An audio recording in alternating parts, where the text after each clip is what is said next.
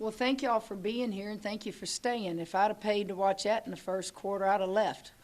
That was some bad basketball, okay? But nonetheless, we're going to keep grinding, and we're going to build our program, and hopefully one day we'll be much better than that. We couldn't shoot it, and UL kept turning the ball over. So it's just one of those nights, but a great crowd. You know, I don't know, this being my first time to really ever be in the Cajundome. Didn't you think it was a great crowd? Is that the usual crowd, or is it because it was LSU? Not the usual. Well, thank them. Thanks to all the people that came tonight, because I've inherited a program that's a proud program, but we got to figure out how you win now, and you got to grind things out. And I thought this kid next to me, I moved her to the post when Alexis Morris got eligible last week, and she's been in the gym on her own, and she was big for us tonight. And the bigs, my two bigs, were not as effective as my two smaller posts, and so that's why I played them a lot. But it's a win against an in-state school, and you all know we've got some wonderful schools in this state, and everybody'd like to take a shot at you if you get them on the home court. So I get nervous when you don't play at home against an in-state school. I did that when I played. It's like you better be ready to play, and I thought our kids struggled, but we hung in there. So, both teams were struggling to score, like you said earlier, and her and Payne, I thought, were the only ones that showed any kind of consistency. And just talk about their play. Were you talking about her and Autumn? Or Ryan, I'm sorry, yeah, Ryan. You're right. And those are kids, you look at who our all-SEC pick, performer is, and Kayla Pointer, okay? Kayla didn't have one of her better nights. Alexis Morris can shoot the ball. She didn't have one of her better nights. So what you do is you hope that others will show up and do good. I thought Ryan was good. I thought Iowa was good. I thought Autumn was good on the boards.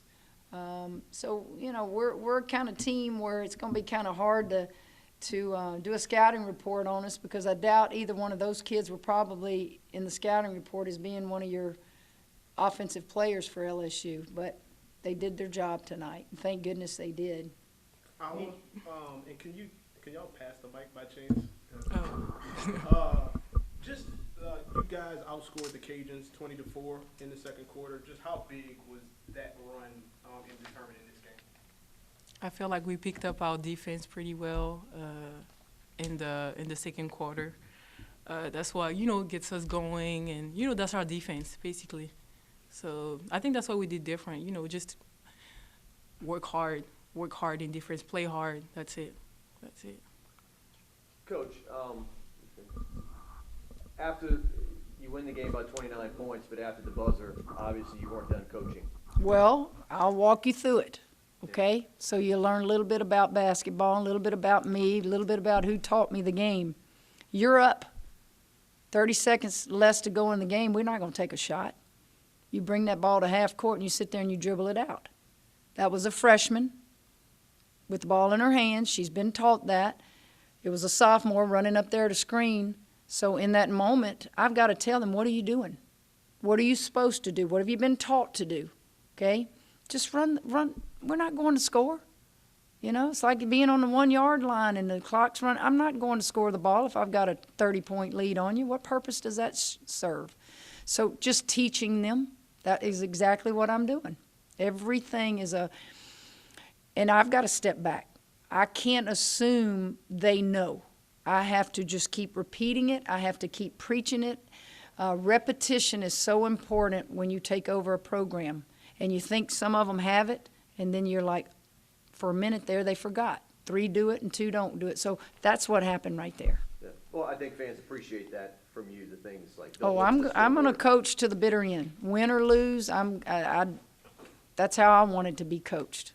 You never know who's going to have their opportunity to play, and you wish and hope that you can play everybody. That's not always the case, but when you do, you got to keep coaching them. Coach, you mentioned that first quarter, but in the second, how big was your defensive pressure as far as turning them over so many times? Well, The defensive pressure, honestly, in the first quarter, some of it was our defensive pressure and some of it was just them, spin moves, changing their pivot foot and things like that. So I'm going to give our kids credit, but not all of it. I think some of it that UL will clean up. You just keep preaching. Just keep defending. Keep defending. You got to remember, this is a team that played majority zone. So this is a foreign language to them, talking about man-to-man and helping each other. And then I play really unconventional. My two bigs, I didn't even hardly play them tonight. And that's not a typical type team that I'm used to coaching, but we made the adjustment. Coach, how big was it to take Ty Doucette out of the game, and you doubled her and kept her without a field goal? She's preseason conference player of the year. How important was that? Well, they're Brandy and her are both very good players, and I thought that what did she have, 2 points, 3 points, whatever it was. Well, one, it shows the respect that we have for her. It shows you the scouting reports that we do. And I thought every time she tried to go to her dominant left hand, we had somebody there and somebody coming to help.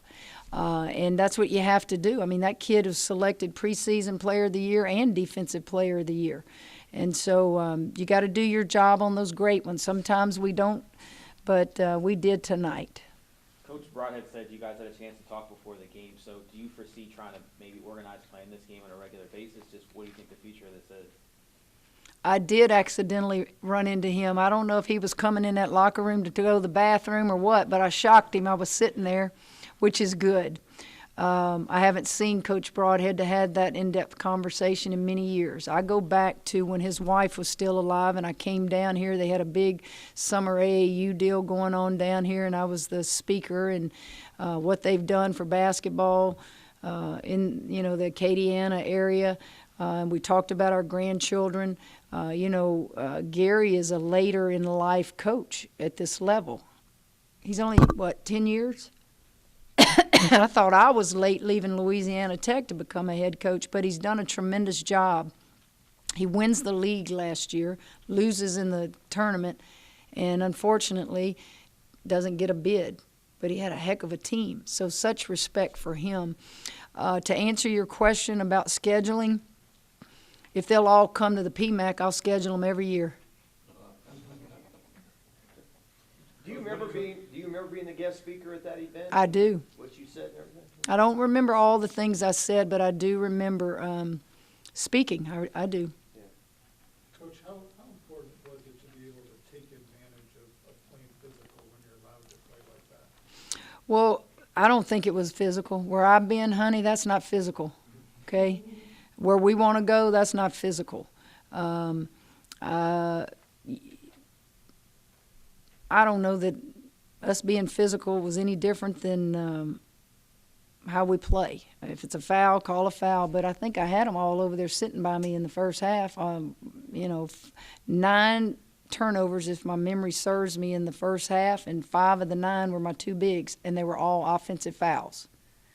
Okay, they got to quit doing that. Be alert when you're running down the floor. That's on the scouting report. They do it all the time. You just move, and then pushing off, So we'll get better. We're going to be a physical team, but not physical dirty. It's just play hard. And when you play hard, you play physical. But we're quick. We're quick on the perimeter. If you look at Pointer, you look at Cherry, you look at Morris, that's 3 pretty quick guards. Guys, we have time for one more question. What do you feel like this game has done for not only just women's basketball in general, but for women's basketball in the state of Louisiana? Well, Gary and I talked about that. You mentioned Gary. We talked about, why did I come back? And we had some in-depth conversations about that I don't share publicly, and about, we're both in probably the last third of our coaching career. Now, that doesn't mean I'm leaving tomorrow, next week, 10 years. We got a long way to go. I'm healthy and he's healthy. But you want to leave an imprint of some sort that's positive in this state. It makes me feel good when I walk here, and I'm telling you, I'm hugging people I hadn't seen, guys, in 40 years, UL people. And I know it's not ULL, it's losing. Look, whatever, y'all know what I'm talking about. In my day, it was USL, okay, UL, ULL, Louisiana, I love Louisiana. And to hear them just say, thank you for coming back home, Coach, that means a ton to me, okay? That means a ton to me because that's why I came home. I want to do something in this state positive. I can't guarantee championships. I can't guarantee Final Fours. I can guarantee those LSU girls are going to graduate while I'm a coach, and I can guarantee you we're going to do everything we can to promote women's basketball in this state. And if playing in state schools helps promote it, I'll do it, but only if they come to the PMAC, all right? Guys, thank y'all for staying. I apologize for being late again. It was seeing old kids I coach from Louisiana Tech out there that live in the area, okay? There's a reason I'm here. Y'all do me a favor, okay, will you? Y'all not shaking your head. Yes, ma'am. Will you? Pray for my patience. Just be patient, Kim. Rome wasn't built overnight, okay? Just be patient. Go Tigers.